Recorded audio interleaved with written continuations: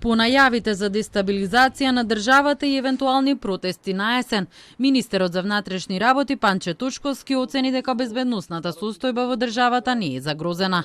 Засега тој е на ист став со претседателката Гордана Силјановска-Давкова дека нема потреба од свикување на Советот за безбедност. Воедно МВР, како што рече, е подготвено и ќе одговори на секој предизвик во рамки на своите надлежности. Сметам дека во овој момент нема потреба од свикување на тоа тело. Заради тоа што, пак ќе повторам, има информации и најави. Но, сметам дека во овој момент не е безбедносната состојба загрозена, до тој аспект да има потреба да се свика Советот за безбедност. Од СДСМ реагираа дека Силјановска и Тошковски го демантираат премиерот Мицкоски. Според опозицијската партија, очигледно најавите на Мицкоски за никаква дестабилизација биле без основа, односно не се ништо друго освен сценирање, заплашување и манипулација со чувствата на граѓаните.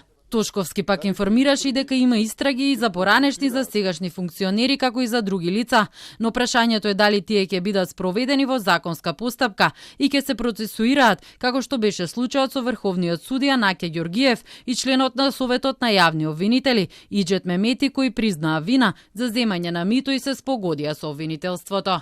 Ако имам истраги и процесни действија кои што на крајот ќе резултираат да корумпираните судии, јавни обвинители, функционери и така натаму ги отстраниме од општествениот живот во Македонија, тоа значи дека сме постигнали целта.